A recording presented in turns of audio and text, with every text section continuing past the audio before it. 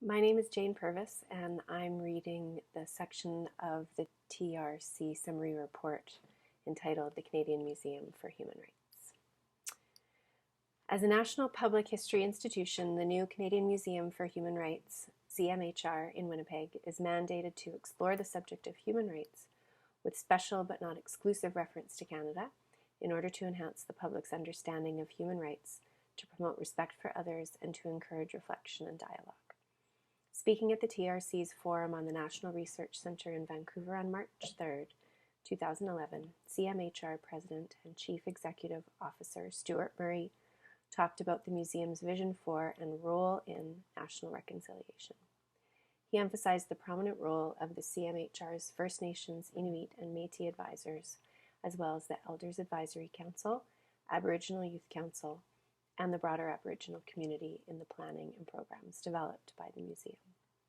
Given the deep controversies that exist regarding the history of the residential school system, it is perhaps not surprising that the CMHR was criticized by the Southern Chiefs organization in Manitoba in June of 2013, after media reports that the museum would not label human rights violations against First Nations as genocide, in quotes. From the Southern Chiefs organization's perspective, the museum was, in quotes, sanitizing the true history of Canada's shameful treatment of First Nations, end quote. Stuart Murray issued a statement on July 26, 2013, clarifying the museum's position. In the museum, we will examine the gross and systemic human rights violations of Indigenous peoples. This will include information about the efforts of the Aboriginal community and others to gain recognition of these violations as genocide, and we will use that word.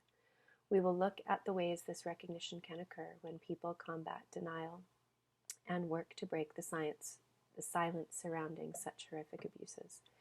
We have chosen at present not to use the word genocide in the title for one of the exhibits about this experience, but will be using the term in the exhibit itself when describing community efforts for this recognition.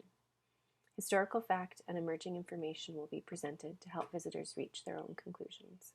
While a museum does not have the power to make declarations of genocide, we can certainly encourage, through ongoing partnership with the Indigenous community itself, an honest examination of Canada's human rights history in hopes that respect and reconciliation will prevail. The museum signaled its intention to create opportunities for Canadians to engage in a much broader and long overdue public dialogue about the issue of genocide as it relates to the residential school system. The CMHR envisioned creating a public education venue for teaching all Canadians to think more critically about the history of human rights violations against Aboriginal peoples. Speaking about the forthcoming 2017 commemoration of Canada's Confederation, Murray observed that Canada's human rights record is not unblemished, and that, for many Aboriginal communities, this is not necessarily an event that warrants celebration, but by looking honestly and openly at our past, by engaging a diversity of voices and perspectives, and by celebrating what has been accomplished to overcome these mistakes, we will serve to make our nation more united, more proud, and more just. We can use this anniversary to continue on a journey of reconciliation. The Commission believes that, as Canada's 150th anniversary approaches in 2017, national reconciliation is the most suitable framework to guide commemoration of this significant historical benchmark in Canada's history. This intended celebration can be an opportunity for Canadians to take stock of the past, celebrating the country's accomplishments without shirking responsibility for its failures. Fostering more inclusive public discourse about the past through a reconciliation lens would open up new and exciting possibilities for a future in which Aboriginal peoples take their rightful place in Canada's history as founding nations who have strong and unique contributions to make to this country. In the Commission's view, there is an urgent need in Canada to develop historically literate citizens who understand why and how the past is relevant to their own lives and the future of the country. Museums have an ethical responsibility to foster national reconciliation and not simply tell one party's version of the past. This can be accomplished by representing the history of residential schools and of Aboriginal peoples in ways that invite multiple, sometimes conflicting perspectives, yet ultimately facilitate empathy, mutual respect, and a desire for reconciliation that is rooted in justice. The Canadian Museum of History and the Canadian Museum for Human Rights, working collaboratively with Aboriginal peoples, regional and local museums, and the Canadian Museums Association, should take a leadership role in making reconciliation a central theme in the commemoration of the 150th anniversary of Canada's Confederation in 2017.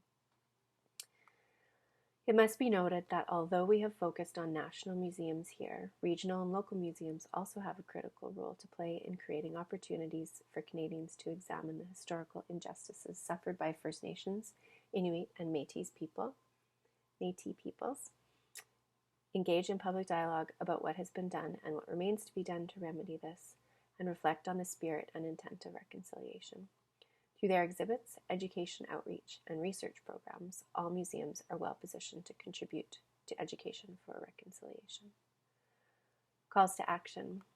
67. We call upon the federal government to provide funding to the Canadian Museums Association to undertake, in collaboration with Aboriginal peoples, a national review of museum policies and best practices to determine the level of compliance with the United Nations Declaration on the Rights of Indigenous Peoples and to make recommendations. Number 68, we call upon the federal government in collaboration with Aboriginal peoples and the Canadian Museums Association to mark the 150th anniversary of Canadian Confederation in 2017 by establishing a dedicated national funding program for commemoration projects on the theme of reconciliation.